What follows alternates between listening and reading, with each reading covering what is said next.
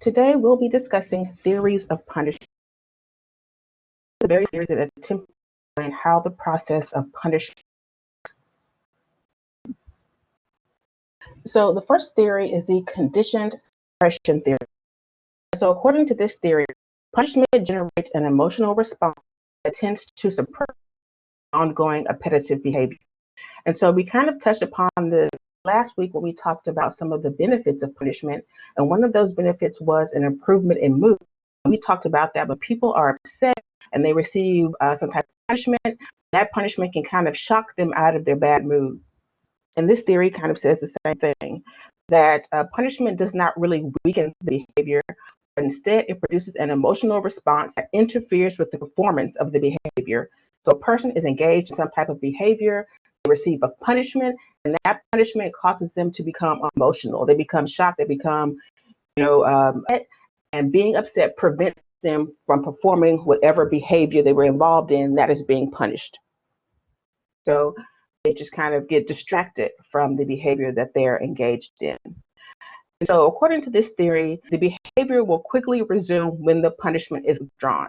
So as soon as a person stops being punished, they'll go back to whatever behavior they were involved in before they became so emotional because of the punishment that they had to stop that behavior. But later research suggested that more intense forms of punishment, like strong electrical shocks, are capable of suppressing behavior for a longer period of time. So in some cases, if the punishment is sufficiently intense and harsh, behavior will continue to be suppressed even after that punishment is withdrawn.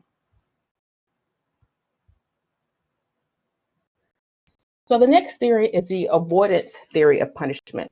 And here, punishment involves a type of avoidance conditioning in which the avoidance response consists of any behavior other than the behavior being punished. So from this perspective, punishment is actually a form of negative reinforcement.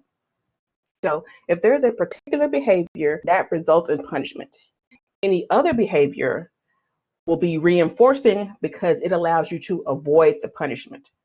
So really, it's not so much the punishment that is strengthening or that is weakening behavior, it's that any alternative behavior is being reinforced through negative reinforcement because it allows you to avoid punishment.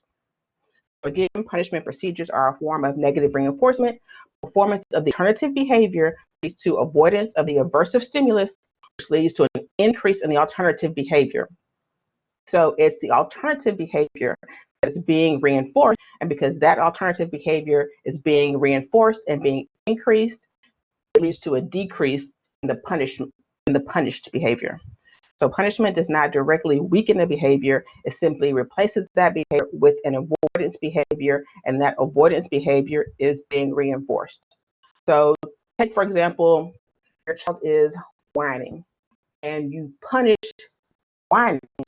But then when they speak to you in a normal tone without whining, that behavior is automatically being reinforced because it leads to them not being punished. So by reinforcing the behavior of not whining and speaking appropriately, that behavior is going to increase. And then just by definition, that means the whining behavior decreases. So the whining behavior is punished because alternative behaviors, speaking appropriately, are being reinforced. Negative reinforcement. And the last theory that we're going to discuss is the pre-max principle of punishment.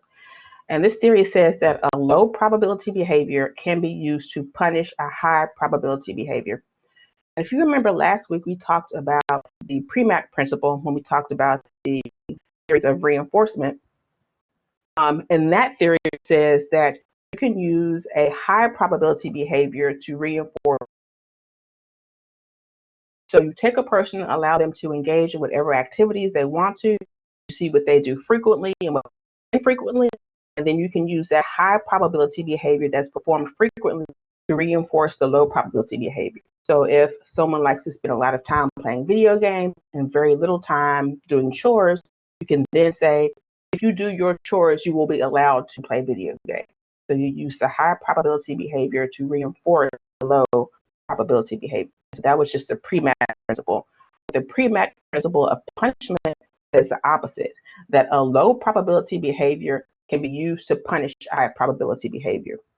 Again, let somebody They'll have free reign, engage in whatever activities they want to. They spend a lot of time playing video games and very little time doing chores. You can use that low probability behavior of doing chores to punish the high probability behavior. So if you play video games for more than 2 hours a day, you will have to do using one behavior to punish another behavior based on the probability of that behavior occurring.